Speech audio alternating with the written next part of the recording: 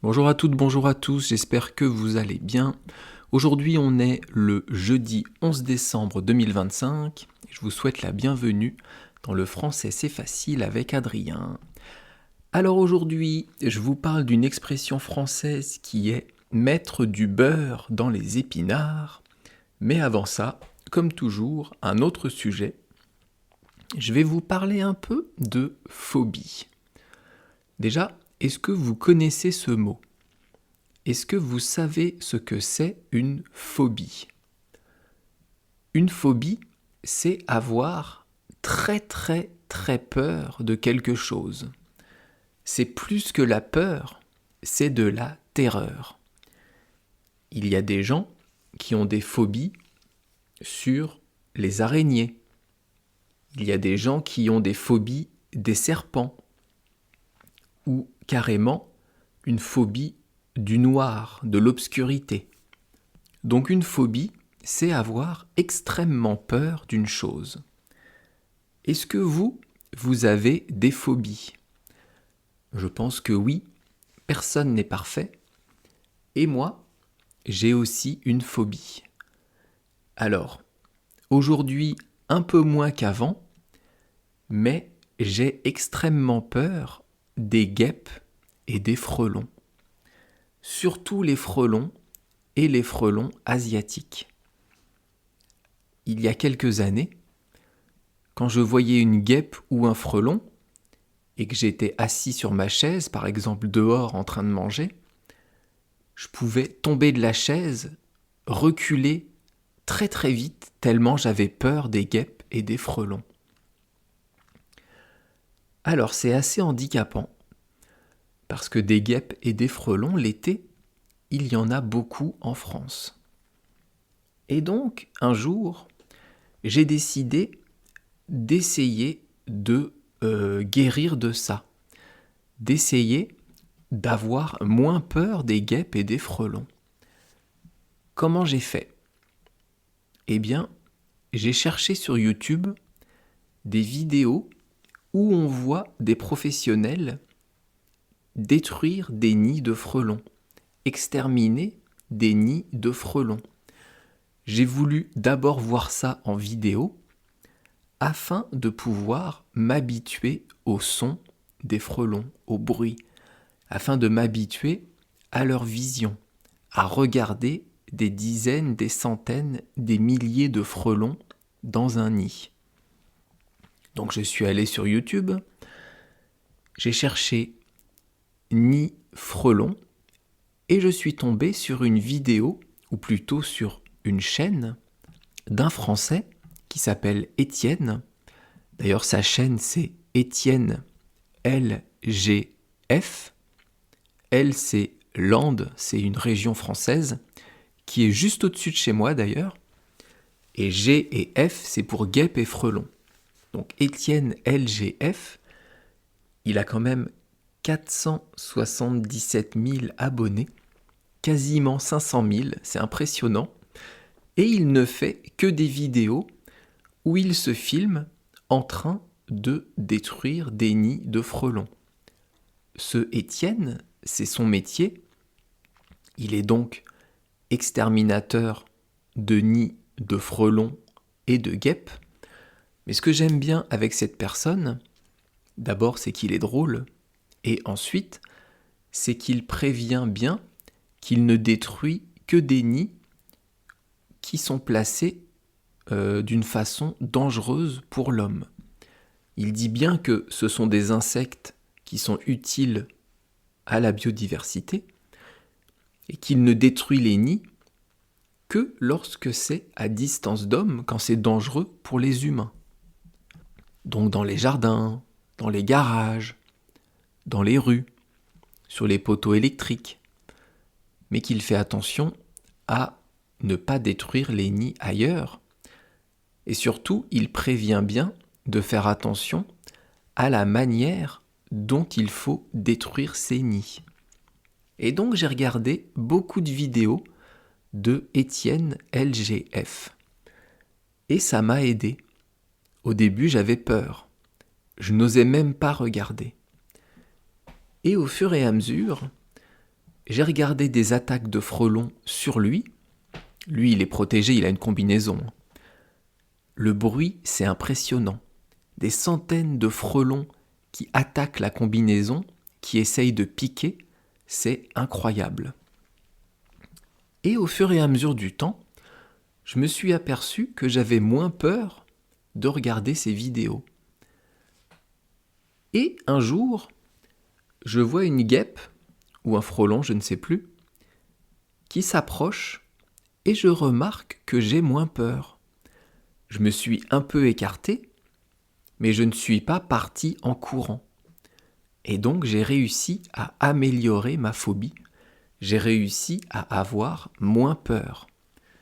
Et maintenant, après plusieurs années, j'arrive à m'approcher de guêpes, à m'approcher de frelons, et de faire attention à ne pas les énerver, à ne pas les exciter, parce que je sais que si on excite une guêpe, un frelon, si on va l'emmerder, il va nous attaquer. Donc j'ai toujours peur, mais beaucoup moins. Et je suis assez fier parce que j'ai trouvé cette méthode tout seul. J'ai réfléchi et je me suis dit comment je vais faire pour avoir moins peur. Donc merci Étienne, merci Étienne LGF. Allez voir sa chaîne si vous voulez, il est très marrant. Et c'est impressionnant d'ailleurs, les nids de frelons. C'est impressionnant la structure à l'intérieur.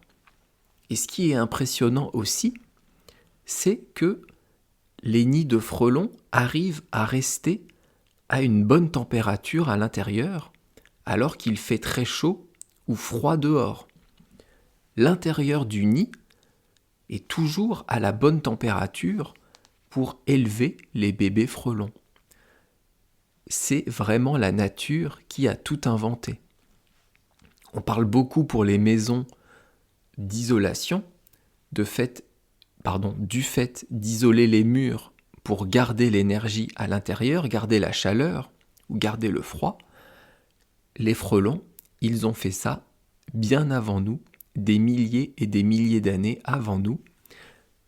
Comme d'autres animaux, comme d'autres insectes, ils ont inventé les isolants thermiques. Alors c'est marrant parce que au niveau des phobies, il y a des phobies qui sont vraiment bizarres. Il y a une phobie sur les clowns. La peur des clowns. Est-ce que vous savez ce que c'est qu'un clown ? Un clown, c'est un personnage au cirque qui est là pour faire rire les enfants. Il a un nez rouge, il a des grandes chaussures. Il est là pour faire rire. Et il y a des gens qui ont peur des clowns. Il y a des personnes qui ont peur des canards. Mais c'est adorable un canard. Un frelon encore ça pique, mais un canard c'est tout mignon. Il y a des gens qui ont peur du sang. La peur du sang, la phobie de la vue du sang, ça existe chez pas mal de personnes. Il y a une phobie sur les trous. Des gens qui ont peur des trous. Par exemple, dans le fromage, dans le gruyère, il y a des trous. Eh bien, certaines personnes ont peur de ces trous. Ça, j'avoue que je ne comprends pas. Mais justement, la caractéristique d'une phobie, c'est qu'on ne peut pas la contrôler. On peut l'améliorer, comme j'ai essayé de le faire, mais ça dépasse la raison, ça dépasse la pensée humaine, l'entendement humain. Et à chaque phobie qui existe, il y a un mot différent en français, souvent qui se termine par phobie. La peur des clowns, ça s'appelle la coulrophobie. C'est un mot très compliqué, c'est pas la peine de le retenir. On a aussi la peur des araignées. Ça s'appelle l'arachnophobie. Vous voyez, le mot se termine par phobie. Si vous voulez plus de détails sur les mots des phobies, vous pouvez me laisser un petit commentaire YouTube. Et même si vous avez des phobies un peu spéciales, un peu particulières, laissez-moi aussi un petit commentaire pour en parler, ça sera sympa. Et maintenant, on passe à l'expression du jour, mettre du beurre dans les épinards. Alors ça veut dire quoi ? Est-ce que vous connaissez déjà cette expression ? Je vais vous l'expliquer et je vais surtout d'abord vous expliquer les mots. Mettre, c'est un mot qu'on utilise beaucoup en français. C'est un verbe du 3e groupe. Et aujourd'hui, on va le conjuguer à des temps composés. On va le faire au passé composé et au plus que parfait. Et le verbe mettre, il faut utiliser l'auxiliaire avoir avec les temps composés. Donc mettre au passé composé, ça donne j'ai mis, tu as mis, il a mis, nous avons mis, vous avez mis et ils ont mis. Et au plus que parfait, pour ça il faut prendre l'auxiliaire avoir et le conjuguer à l'imparfait, plus le participe passé de mettre. Ça donne j'avais mis, tu avais mis, il avait mis, nous avions mis, vous aviez mis et ils avaient mis. Alors mettre, le sens le plus utilisé en français, ça veut dire déposer quelque chose, poser quelque chose à un endroit. On peut dire j'ai mis le fauteuil dans cette pièce. J'ai mis le lit dans la chambre. Ça veut dire que j'ai déposé un fauteuil dans une pièce et j'ai posé le lit dans la chambre. Ça, c'est le sens le plus courant. Il y a beaucoup de sens pour le verbe mettre. J'en ai déjà parlé de plusieurs, comme le fait de mettre la table. Mais aujourd'hui, je vais vous donner un sens nouveau, un sens dont je n'ai pas encore parlé dans mes podcasts. Et c'est le sens du temps qui est nécessaire pour quelque chose. Du temps qu'il faut pour faire une chose. Je vous donne des exemples. J'ai mis 2 heures pour aller à ce rendez-vous. Ou alors j'ai mis 2 heures pour aller à mon examen. Avant-hier, je vous ai parlé de mon examen de japonais. Eh bien, j'ai mis 2 heures en train pour aller à mon examen. J'ai mis, c'est le passé composé de mettre. Donc on peut utiliser mettre quand on parle du temps qu'il faut pour faire une chose. Un autre exemple, pour aller à la boulangerie, tu mettras 10 minutes en voiture. Tu mettras 10 minutes en voiture. Ici, mettra, c'est le verbe mettre conjugué au futur. Un dernier exemple, il avait mis 1 semaine pour apprendre cette leçon. Il avait mis 1 semaine pour apprendre cette leçon. Il avait mis, c'est le plus que parfait du verbe mettre. Après, on a une durée, 1 semaine. Pourquoi ? Pour apprendre la leçon. C'est le temps qu'il a fallu, le temps nécessaire à la personne pour apprendre la leçon. On revient à l'expression du jour, mettre du beurre dans les épinards. Du beurre, c'est quoi ? Eh bien, du beurre, c'est ce qu'on va mettre sur du pain. On va tartiner du beurre sur du pain. C'est du lait qu'on a travaillé afin d'en faire du beurre. On trouve du beurre souvent en plaquettes, c'est jaune, c'est donc fait à partir de lait, c'est très bon, surtout le beurre salé. J'ai des origines normandes, en Normandie et en Bretagne, on mange beaucoup de beurre salé. Et moi, j'adore ça. Le beurre salé sur une petite tartine de pain grillé, c'est sublime. Et enfin, dans l'expression, on a les épinards. Est-ce que vous connaissez ce mot ? Les épinards, c'est un légume, c'est une plante qui pousse partout en France, qu'on peut faire pousser facilement. même dans mon potager, j'ai des épinards. Et on coupe les feuilles, on peut les manger crues, on peut les manger cuites, c'est très très bon. Moi j'adore ça, mais les enfants détestent les épinards. Pour faire manger des épinards aux enfants, c'est très compliqué. Les épinards, c'est ce que mange Popeye pour être très fort. Vous connaissez Popeye ? Mais si, c'est ça. Popeye the Sailor Man. Pop, pop.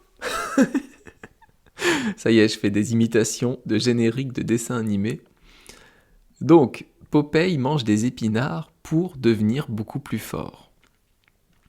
Alors, on revient donc à l'expression globale, mettre du beurre dans les épinards. Ça veut dire quoi ?